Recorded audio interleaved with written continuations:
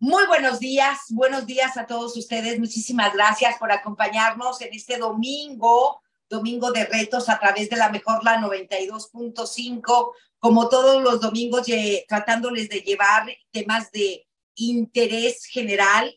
Y el día de hoy, pues, no es la excepción, un tema muy importante del cual, pues, yo creo que todos de alguna manera lo hemos escuchado, lo hemos oído, pero no estamos tan inmersos en el tema del cambio climático. Lo hemos sentido ya, lo estamos sintiendo ya con las altas temperaturas, incluso hace 2 años con descensos importantes también en las temperaturas que tuvimos, e incluso tuvimos un problema energético muy fuerte hace 2 años, justamente en el invierno de hace 2 años, y ahora con el calor tan intenso, esta ola de calor. Y de acuerdo a especialistas, pues esto no es temporal, esto se va a repetir y es justamente por el cambio climático. Y para ello hemos invitado en esta mañana a 3 especialistas en la materia y les agradezco mucho que estén con nosotros: al subsecretario de Calidad del Aire y Cambio Climático de la Secretaría de Medio Ambiente, el ingeniero Javier Pérez Zagaón. Javier, es un placer tenerte aquí. Muy buenos días. Hola Leti, es un placer y un honor también acompañarte y estamos muy contentos de poder charlar contigo de este tema tan importante. Muchísimas gracias, Javier. También hoy está con nosotros Alfredo Nani de Valle, director del Centro de Sostenibilidad de la Universidad de Monterrey. Alfredo, gracias por estar con nosotros. Bienvenido y muy buenos días. Muy buenos días, Leti. Muchas gracias por la invitación y un gusto estar acá compartiendo con ustedes. Muchísimas gracias, Alfredo. Y también está la maestra Beatriz Eugenia Gómez. Ella es directora de Asuntos Institucionales e Internacionales e integrante de la Oficina de Calor Extremo de Monterrey. Beatriz, bienvenida, es un placer. Buenos días. Buen día, Leti. Mucho gusto. Muchísimas gracias por la invitación. Muchísimas gracias a ti. Y bueno, pues si me lo permiten, voy a iniciar con el ingeniero Javier Pérez Zagaón, que justamente está en una reunión importante hablando de este tema del cambio climático y en el que en esta administración de Samuel García, pues se han preocupado muchísimo por este tema y han estado inmersos en el gobierno del estado en el tema del cambio climático. Javier, pues para hacer un preámbulo y poner en contexto y sobre la mesa este tema, pues para empezar, cuáles son las acciones y estas reuniones que están realizando incluso en otros estados del país y qué es lo que han visto y qué le podemos explicar a la gente al respecto, Javier. Muchas gracias, Leti. Sí, efectivamente, me encuentro ahorita en la ciudad de Querétaro, en el tercer foro iberoamericano de ciudades contra el cambio climático, organizado por el gobierno de Querétaro. Esta es una serie de foros que se van a estar haciendo en toda la República con las principales autoridades. De hecho, en Nuevo León también vamos a tener nuestro foro en agosto y la idea principal es discutir los retos, pero también las buenas prácticas que tenemos todos los estados de la República. Te quiero decir que Nuevo León lidera la mayoría de los estados con el tema de buenas prácticas, más por el tema de las urgencias que hemos tenido, sinceramente. Creo que la situación de la crisis hídrica que tuvimos el año pasado nos está forzando a ser mucho más objetivos en los planes específicos para combatir el cambio climático. Y no solamente eso, sino también para adaptarnos a él, porque el Estado vivirá situaciones muy complejas. Como bien lo mencionabas, esta ola de calor que tuvimos hace un par de semanas fue inédita. No había un récord preexistente de un ciclo de altas temperaturas durante tanto tiempo.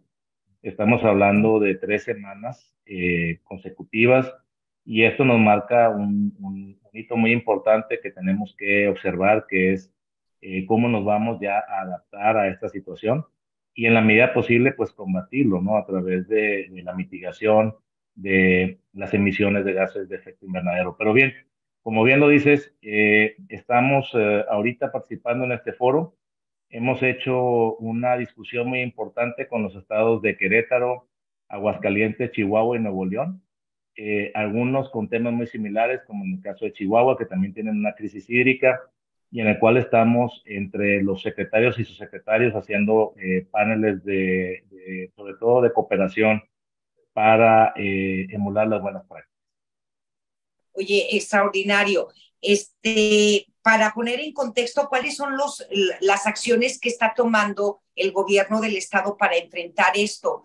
Algunos especialistas en el tema de la sustentabilidad, incluso, y especialistas científicos que han analizado mucho el cambio climático, para muchos ya vamos, la humanidad, no tan solo el estado ni el país, vamos muy atrasados para poderle hacer frente a esto que se está viviendo de manera global, porque no es exclusivo de nuestro país ni de nuestro estado, sino de manera global, y para muchos dicen, vamos demasiado tarde. ¿Crees que esto se pueda revertir o qué acciones está tomando el gobierno del estado para poder sortear esto? Bueno, mira, te comento, como tú sabes, el gobernador ha inscrito a Nuevo León en el programa Race to Zero, que es un programa que se ha hecho a través de el PEC, digamos que en las COP, perdón, que es donde se discuten los avances en el tema de acciones climáticas. Y básicamente nos obliga a poner en práctica ya una ley que está inscrita, que es la Ley de Acción de Cambio Climático, que se elaboró en el 2019.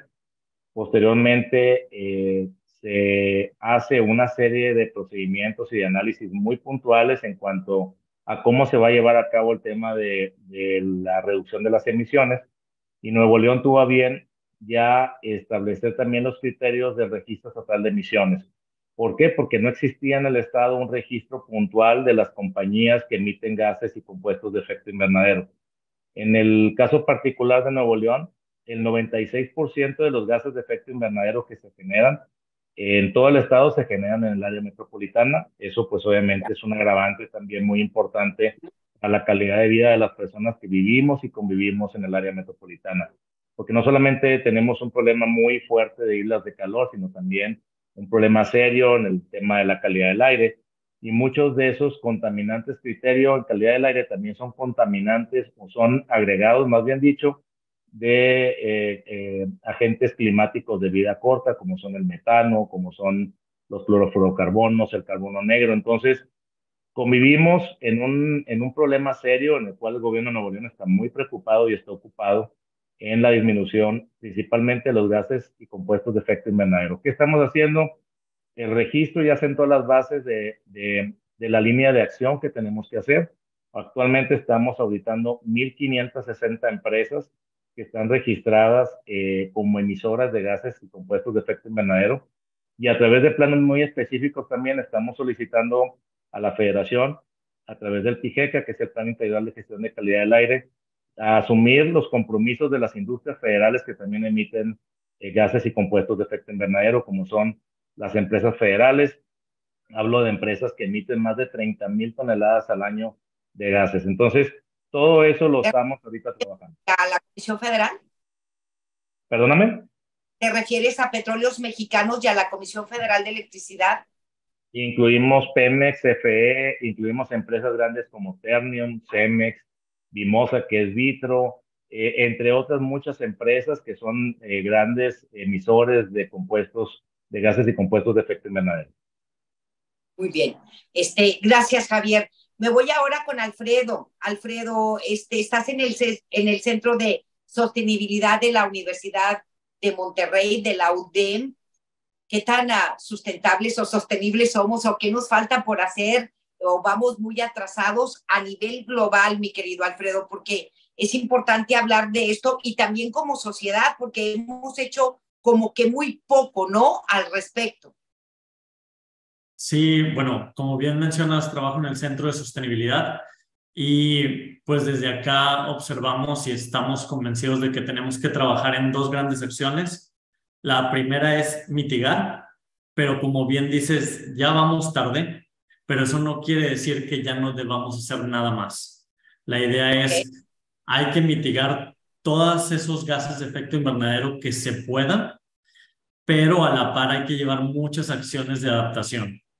Ya lo vivimos en las semanas pasadas, como bien decía Javier, este calor. Y, por ejemplo, en la parte ya individual del usuario, pues nuestras viviendas no están adaptadas para estos climas. Entonces, ahí caemos en un círculo vicioso en de mi casa está caliente, enciendo el aire acondicionado para pues poderla enfriar, estoy consumiendo energía. Hablaba Javier de los clorofluorocarbonos, nuestros aires acondicionados tienen gases refrigerantes y entonces estamos como en este ciclo de pues para enfriarme consumo más. Otro elemento muy importante aquí que hay que considerar es pues, la justicia climática. Hay gente que no tiene acceso a un aire acondicionado.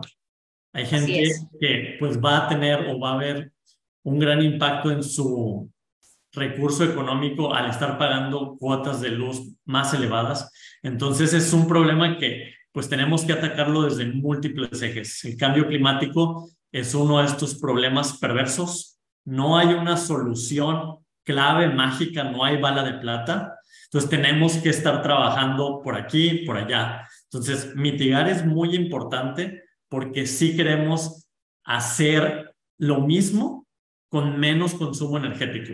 Entonces dentro de la ODEM una de las cosas que estamos empujando mucho antes de pues adquirir módulos solares es eficientizar nuestras operaciones.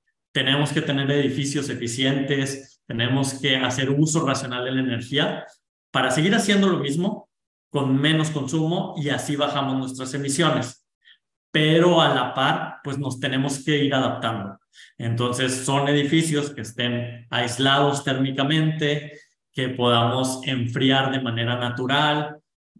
Hay soluciones basadas en naturaleza y entonces es un mix de varias cosas. Y bueno, siempre estarlo permeando a toda la comunidad para que, bueno, esto lo lleven a sus viviendas, a sus casas, a sus lugares de trabajo y pues podamos ver un cambio, porque realmente necesitamos de todas y todos para realmente generar esta transición. Muy bien.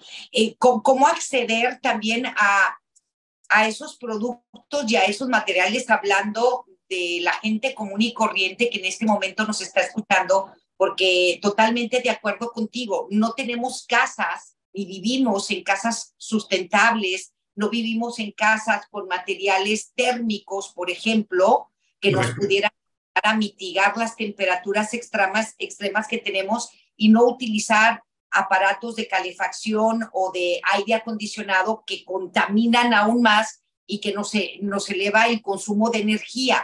Pero si queremos acceder a esos materiales, Alfredo, pues son muy costosos y se triplica a veces el costo de una casa.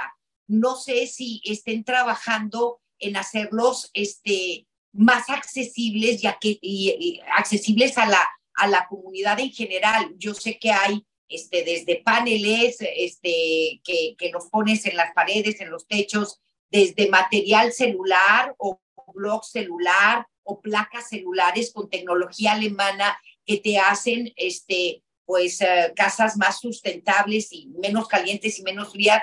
Y el famoso sillar y el adobe que se usaba en el siglo antepasado y principios del siglo pasado, que eran, yo creo que casas mucho más sustentables que las que tenemos ahorita, ¿no?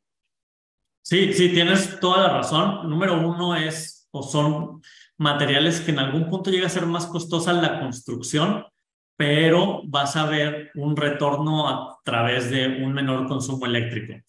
Pero la mayoría de las casas que vemos en la ciudad están hechas en serie con materiales pues de bajo o bueno, un alto coeficiente de transferencia de calor. Entonces, pues son muy, muy calientes porque son baratas. Entonces, creo que aquí, pues, la invitación es para que la gente encuentre soluciones. Somos muy ingeniosos y nos podemos ingeniar desde acciones pasivas basadas en naturaleza. No tenemos áreas verdes. Entonces, un árbol puede tapar una pared verde, un muro verde puede bajar la temperatura de este muro, también identificar dónde está el muro caliente y no necesito aislar toda mi casa, empiezo con un muro.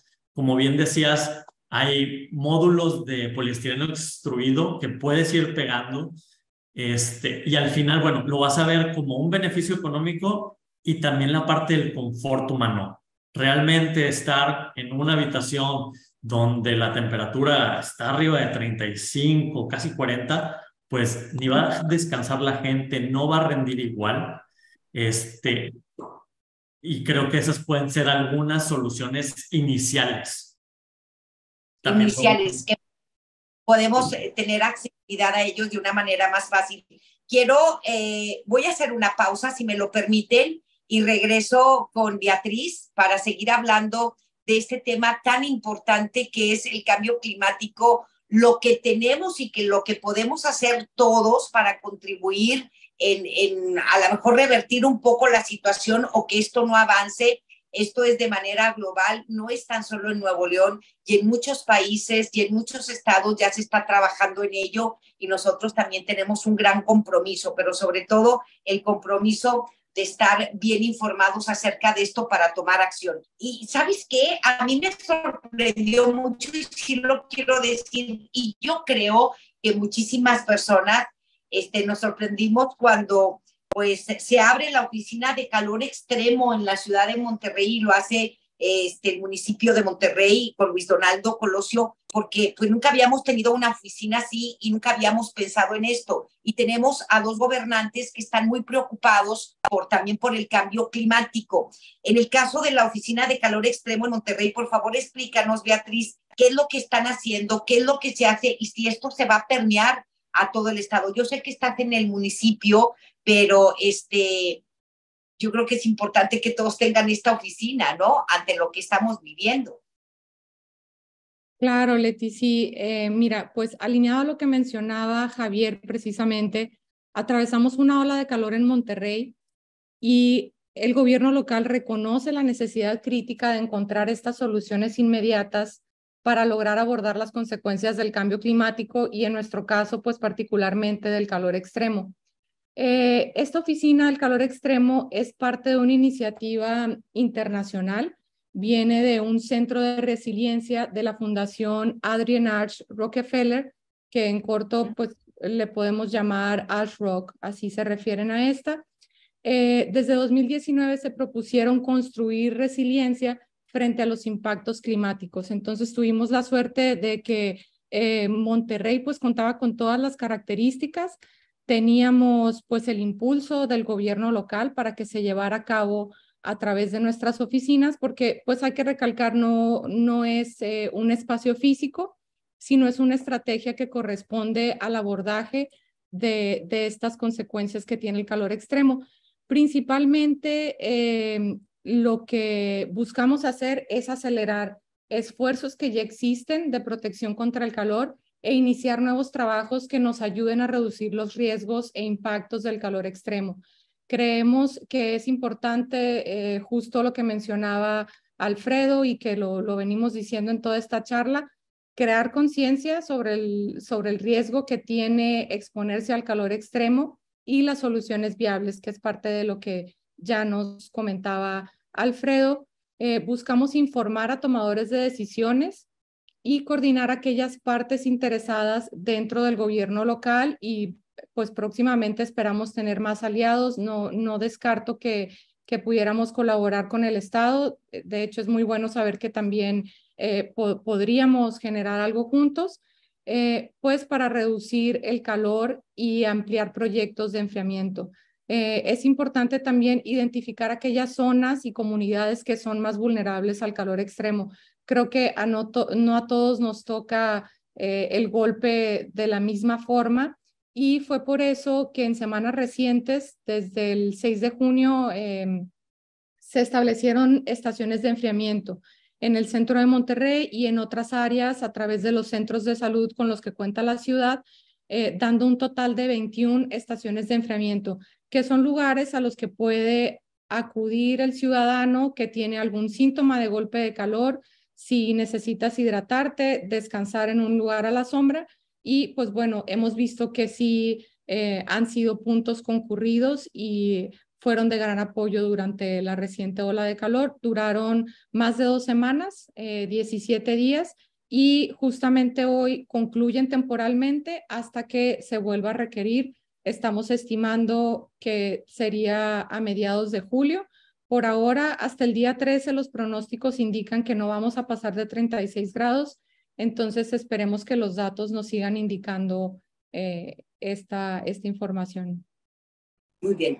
Sigo con Javier. Hace un momento, Javier, decía Alfredo algo bien importante y muy puntual, la arborización, ¿verdad? Que es otra de las acciones que posiblemente tenemos que tomar todos en conjunto, pues para cambiar un poco el clima, para provocar más lluvias, para enfriar un poco nuestras áreas, nuestro entorno, y también para reducir los contaminantes. En el tema de la arborización, ¿cómo va el gobierno del estado y cuáles son los proyectos que se tienen al respecto? Bien, nada más si me permites, quiero aclarar algo importante que vale la pena comentar. El gobierno de Nuevo León actualmente tiene un programa gubernamental de coeficiencia. Esto nos obliga a que todas las compras de gobierno sean verdes, que sean para reducir el impacto en el tema vamos, en las estrategias de descarbonización, pero también en menor impacto ambiental. Y por el otro lado, como bien lo mencionamos en esta charla, nosotros también estamos muy preocupados por el tema de los materiales de construcción. Tenemos realmente bombas de calor en las casas, no son casas aisladas.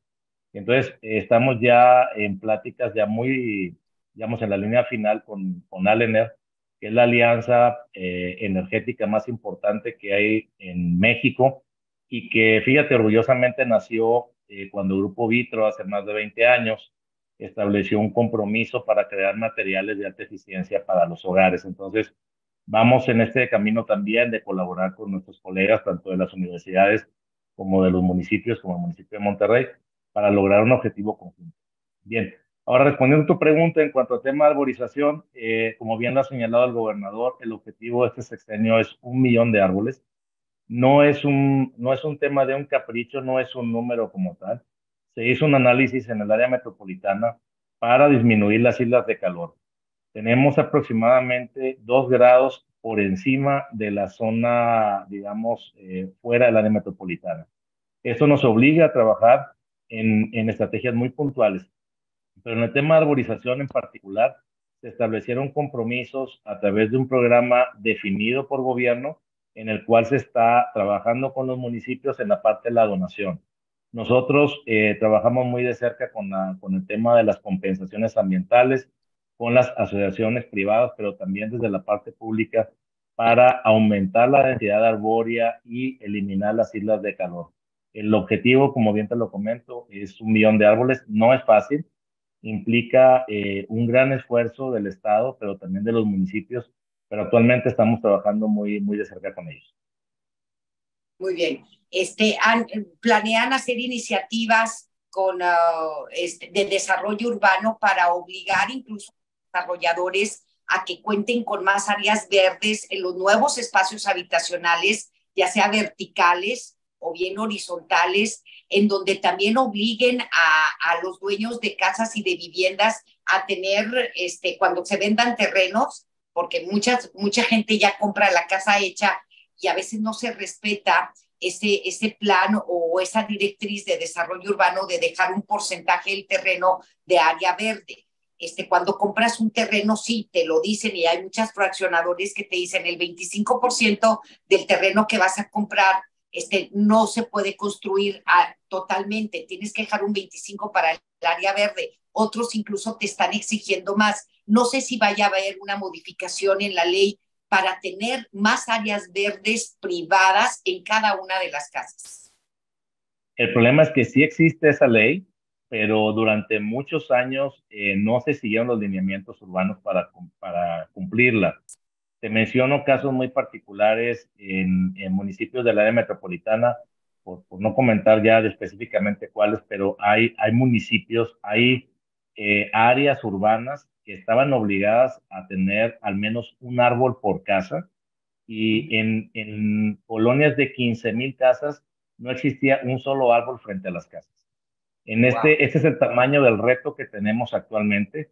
Obviamente fueron permisos otorgados en otros sexenios, con otros gobiernos. Nosotros ahorita les estamos exigiendo a todas las urbanizadoras a que cumplan los lineamientos del Estado. y estamos por sacar un cambio en la norma en estacionamientos, porque también tenemos un grave problema en Monterrey y el área metropolitana, por no decir todo el estado, en el tema de estacionamientos. La mayoría de los estacionamientos son planchas de calor. ¿Qué estamos haciendo? Estamos cambiando la norma para que al menos por cada 2 lugares exista un árbol enfrente, es decir, un árbol que comunique los 2 espacios, que obviamente es a beneficio de los usuarios del estacionamiento porque te genera una sombra y un confort, pero también disminuye las islas de calor. Ya estamos trabajando en eso también. Muy bien. Alfredo, la pregunta es para ti. ¿Han hecho estudios en el Centro de Sostenibilidad de la UDEM en dónde se necesita arborizar más, dónde sí sería conveniente pues plantar más árboles? ¿Cuáles son las zonas más menos verdes, más secas, digamos, o menos arborizadas de nuestra área metropolitana o conurbada? Pues un estudio así como tal hacia la ciudad no lo tenemos, pero lo que hemos hecho es todo de manera interna. Entonces, aquí en la UDEM anteriormente teníamos un espacio de estacionamiento. Ese espacio se eliminó y se arborizó. Y entonces la idea es eliminar esas zonas calientes que anteriormente teníamos, que estaba el centro de la universidad. Bueno, ahora es un espacio de convivencia en donde se buscó que a través de todas estas especies arbóreas se bajara la temperatura. Entonces, muchos estudiantes y muchos colaboradores ya traen como esta idea de que necesitamos o tenemos un déficit arbóreo, y entonces pues han estado haciendo campañas, salen a hacer reforestaciones para pues motivar a más ciudadanos a que se sumen a este movimiento. Muy bien. En los estudios que hacen en la UDEM sobre la sostenibilidad, en materia energética, tuvimos un grave problema, Alfredo, todo el mundo lo sabemos, sobre todo en las últimas 2 semanas, por una cuestión energética que estallaban, explotaban, transformadores.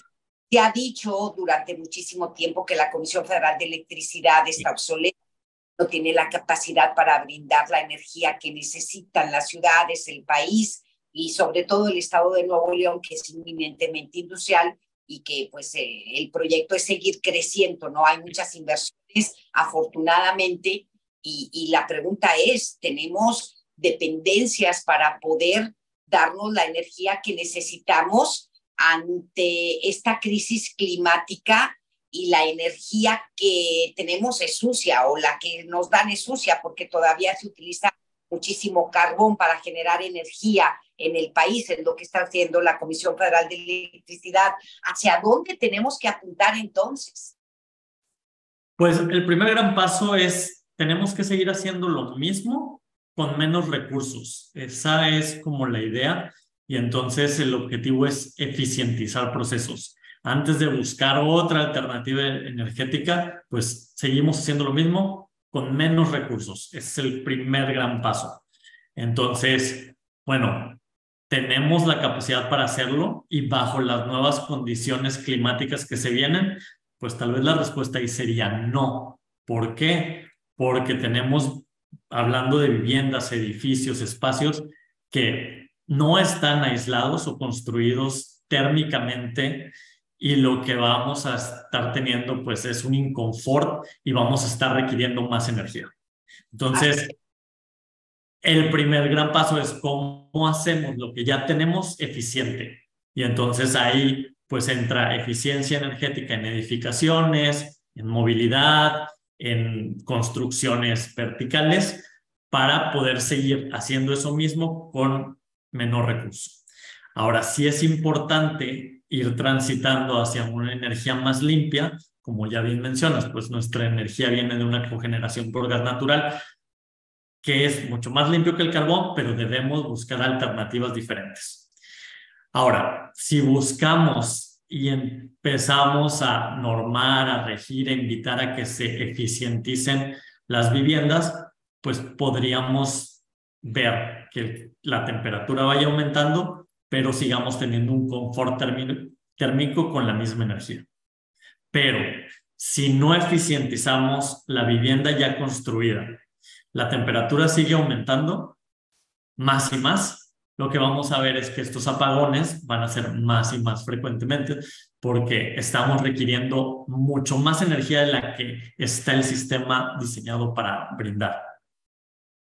Muy bien, muchísimas gracias, Alfredo. Beatriz, en el caso de la oficina de calor extremo, aparte de estas actividades que hicieron ante las temperaturas tan altas que tuvimos y que sentimos, porque era mucho más alta la sensación térmica que la temperatura que se marcaba, también ustedes tienen acciones de arborización, tienen algún plan o están coadyuvando con alguna oficina al respecto en el municipio de Monterrey.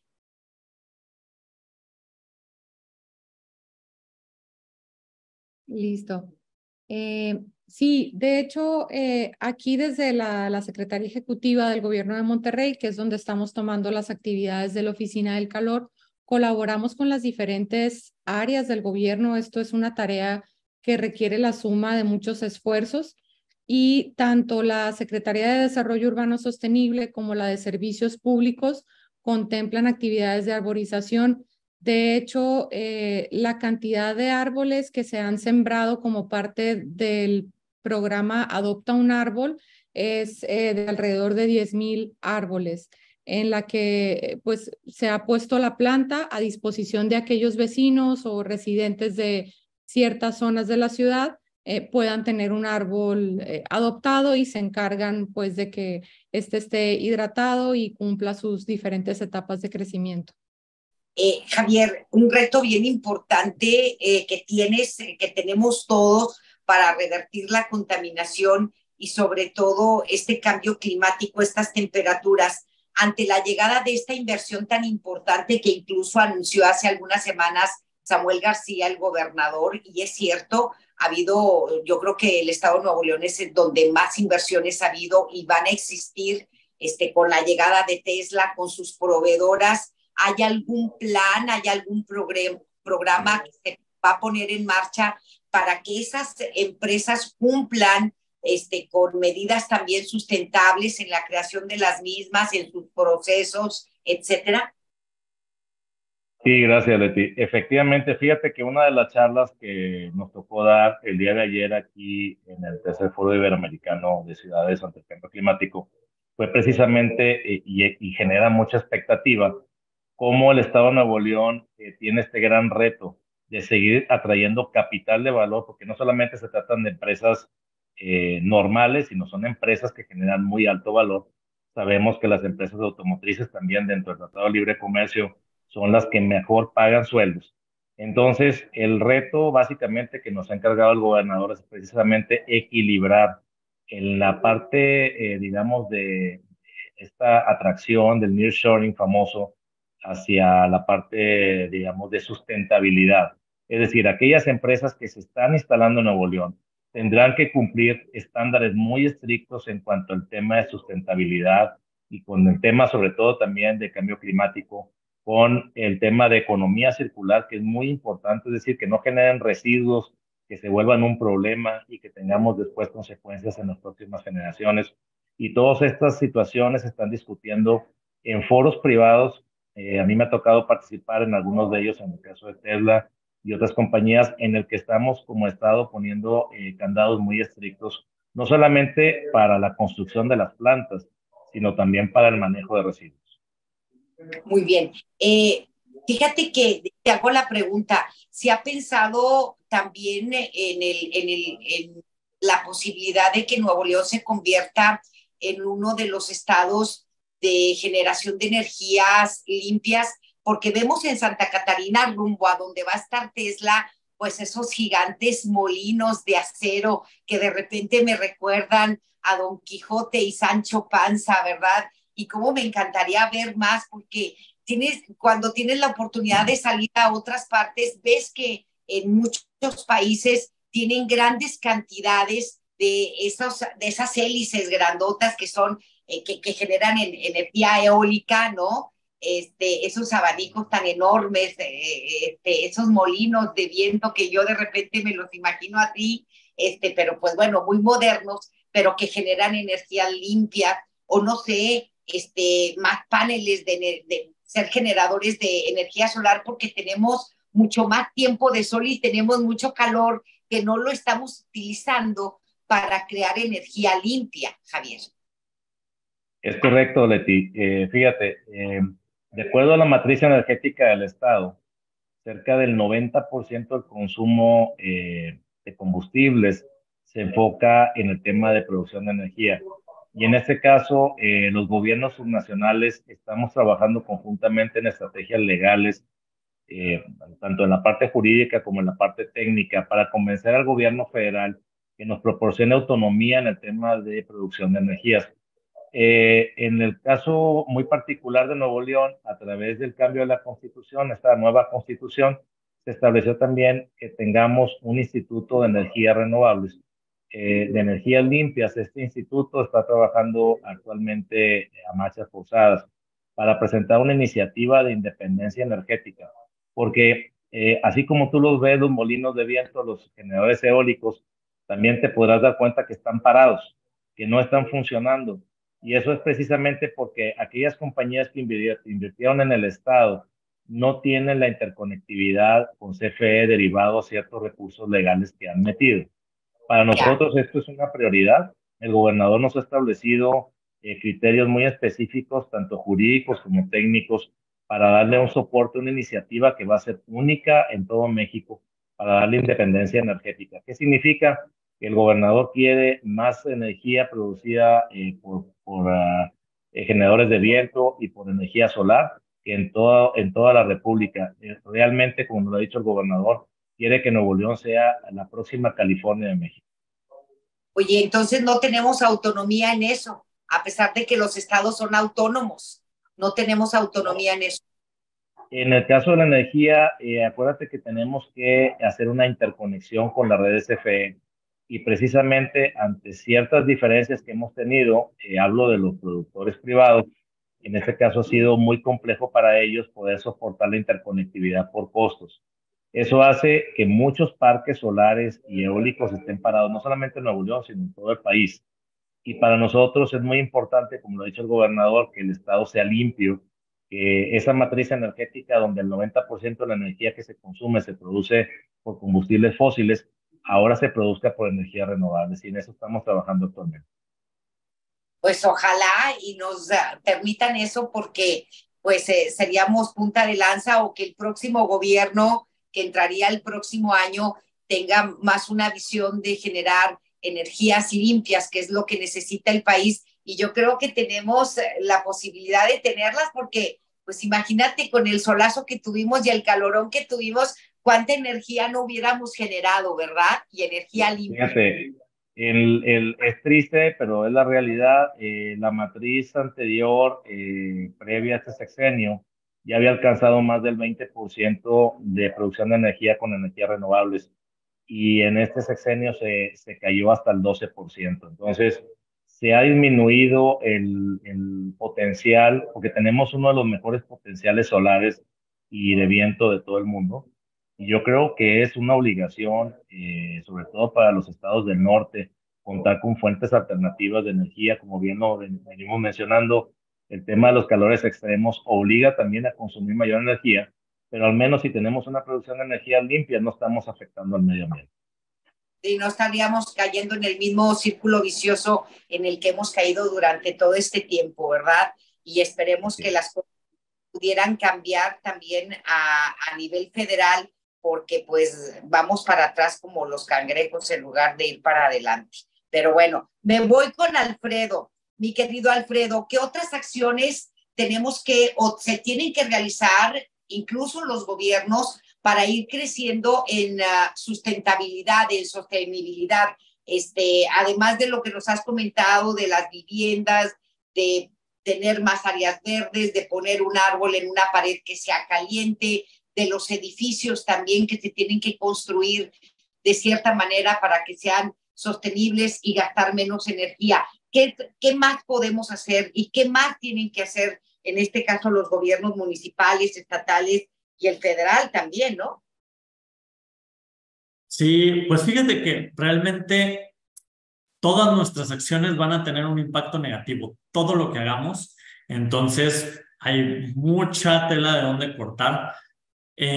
podemos enfocarnos o podemos hablar desde el área de movilidad, cómo estamos moviendo a la gente dentro de la ciudad. Tenemos un sistema de transporte colectivo eficiente.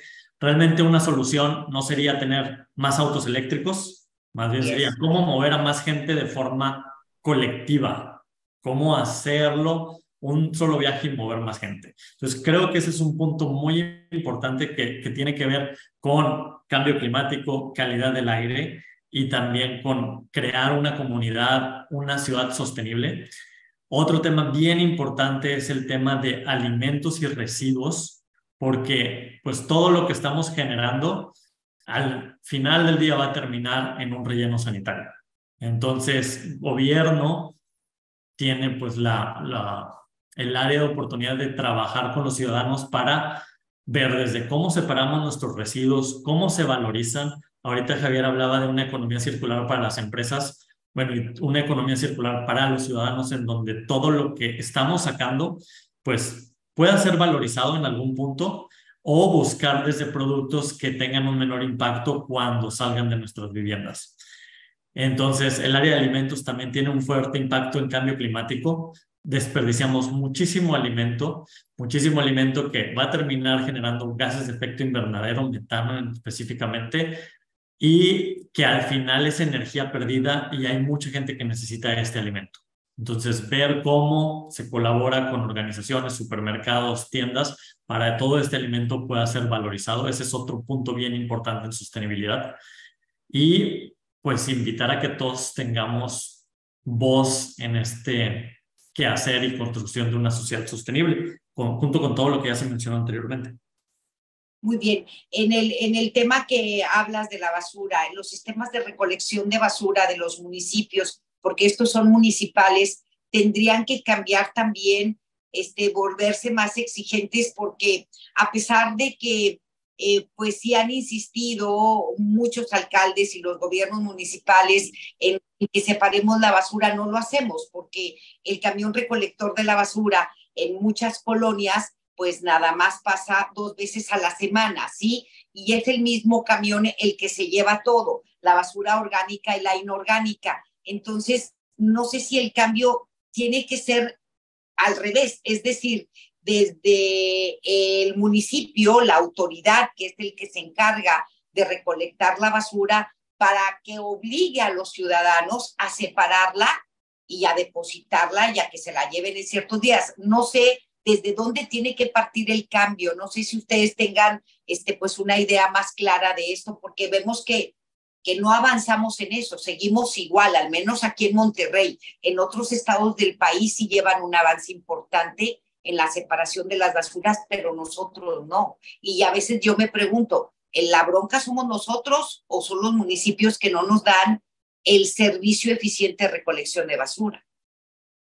Yo creo que es una correlación, hay una corresponsabilidad compartida, correcto. Sí, por ejemplo, si yo lo separo y al final todo se va a revolver, pues ahí es como que sientes, híjole, lo que hice no tiene como un beneficio al final. Sí hay opciones, por ejemplo, en San Pedro existe la ruta de separación, en donde recogen ciertos residuos y pues al final, si no me lo ofrece gobierno, pues el ciudadano no lo va a hacer. Y si el ciudadano lo hace y no se lo ofrecen, pues siente una como desesperanza. Entonces aquí creo que es un trabajo en conjunto en donde estén las opciones para que ya lo podamos empezar a hacer. Si no existe, no voy a iniciar o mi impacto va a ser muy limitado. Entonces tendría que existir el sistema para subir después al ciudadano. Sí, porque para mucha gente es de qué me sirve que yo separe la basura en mi casa si al final, cuando la suben al camión o cuando la lanzan al camión, la revuelven toda. Entonces, por eso mucha gente dice, ¿para qué lo hago si yo soy la que sí estoy cumpliendo, o el que sí está cumpliendo, tengo mis depósitos de basura orgánica e inorgánica, pero al momento de sacar los 2 botes, toman los 2 botes y los 2 botes los ponen en el mismo camión? Entonces ya la gente se desanima y dice, pues ya no lo hago. Sí, es algo similar a lo de la movilidad urbana. Si no existe el sistema, no puedo exigirle a la gente que tome un colectivo porque no hay una red eficiente de transporte urbano. Entonces, si no existe un sistema de recolección de residuos y valorización, pues no me puedo subir al sistema y hacerlo. Ok, sí, porque en algunas colonias, incluso de la ciudad de Monterrey, el camión recolector de la basura pasa nada más 2 veces en una semana. Correcto. Entonces, dicen, ¿cómo le hago? ¿Cómo hago para tener la conciencia? La tengo, pero no tengo un sistema eficiente de recolección, ¿sí? Para poderlo separar, y en eso tenemos que colaborar todos. Igualmente con las bolsas, ¿qué pasó? Porque hubo un momento en el que todo mundo, ya no hay bolsas de plástico porque está prohibido, y todo el mundo andábamos con nuestra tote bag, en fin, ecológica, y ahorita vuelves a ir a la tienda y te dan una bolsa de plástico. Sí. Eso es algo bastante complejo. Creo que en la legislación se manejaba que tenían que ser bolsas oxo-biodegradables, pero al final ese tipo de bolsas terminaba como microplásticos. Entonces, siempre va a haber un impacto. Otra cosa que sucedió es que los supermercados ofrecían bolsas, entre paréntesis o entre comillas, ecológicas, que eran de muy bajo costo y duraban 2 usadas. Al final el impacto para hacer una bolsa de ese tipo, pues es muchísimo más grande que el de una bolsa de plástico. Entonces, realmente aquí necesito productos de alta calidad o buena calidad que se puedan utilizar muchas veces para que su impacto disminuya. Entonces, creo que tal vez la prohibición de un producto no sea realmente la solución, más bien es diferentes alternativas y tal vez pegarle al bolsillo del usuario. No creo que sea lo más conveniente, pero trae tu bolsa que realmente utilices. No te voy a dar opciones de bajo costo y baja calidad porque al final tiene un mayor impacto. Entonces creo que hay que ajustar y amarrar todas estas posibles salidas o daños que cuando se toma una decisión a veces no se considera. Entonces a veces quito las bolsas de plástico y luego puse una alternativa que tenía un impacto diferente que no consideramos, y entonces es realmente amarrar, necesitamos soluciones realmente complejas. Ok, sí, definitivo. Ahorita que dices algo que le pegue al bolsillo, es cierto, porque en Europa tú vas a una tiendita, aunque sea pequeña, compras algo, y si no llevas la bolsa y pides una bolsa, aunque sea una bolsa ecológica, te cuesta carísimo, te cuesta más caro la bolsa que lo que estás llevando, ¿no? Entonces, pues te obligan a llevar una bolsa, y una bolsa reutilizable y duradera, definitivamente. Beatriz, ya estamos a punto de concluir. ¿Qué otras acciones está haciendo la Oficina de Calor Extremo en el municipio de Monterrey, o qué programas vienen en donde los que vivimos en el municipio tengamos que colaborar, Beatriz? Claro, Leti. Mira, pues les comparto que una de las actividades principales o metas que tiene la Oficina del Calor, y que yo creo que en general es fundamental para todo este tema del cambio climático que ya venimos charlando en este espacio, está enfocado en la divulgación de información clara y oportuna. Es decir, nosotros tenemos datos por parte de las diferentes secretarías que conocen la información correcta: la Secretaría de Desarrollo Urbano Sostenible, Servicios Públicos, Infraestructura, tenemos la Dirección de Protección Civil, y de la mano con todos estos nos encargamos de emitir alertas cuando las temperaturas vayan a superar, por ahora estamos tomando en cuenta la cantidad de 39 grados, para dar mensajes a tiempo a los ciudadanos sobre las precauciones que deben considerar a la hora de las olas de calor extremo a las que estamos expuestos en la ciudad de Monterrey. Yo creo que esta parte de comunicación es importante, o sea, es transversal a todo el tema del cambio climático. Es uno de los ejes de trabajo que tenemos en la Oficina del Calor: concientizar y avisar. A mediano plazo vamos a buscar fortalecer los servicios de respuesta proteger a los trabajadores de los impactos del calor extremo y apoyar a la planificación local para que las medidas de respuesta a los eventos de calor extremo sean muy eficientes a largo plazo, y que yo creo que es la meta más importante a la que queremos llegar, es aumentar la resiliencia del entorno construido, o sea, proteger la infraestructura crítica que nos ayuda a combatir el calor e invertir en superficies y construcciones frías. Dentro de esta se estaría incluyendo pues lo que ya mencionaba Alfredo hace unos minutos, que son soluciones basadas en naturaleza.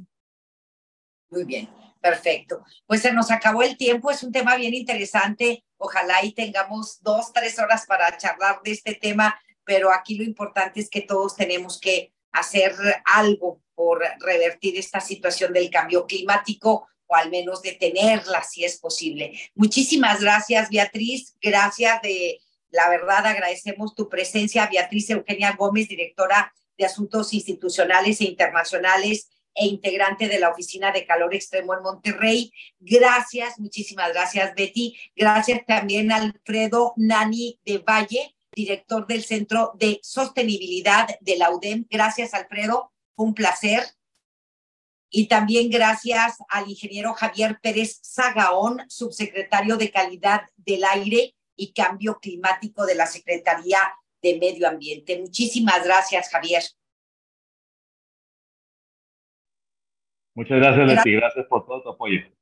Gracias, al contrario, estamos a la orden y esperemos que tengamos más oportunidad de charlar de este tema tan importante e interesante. Gracias, Javier. Gracias, Alfredo. Un abrazo, Alfredo Nani de Valle. Gracias. Un gusto, hasta luego, buen día.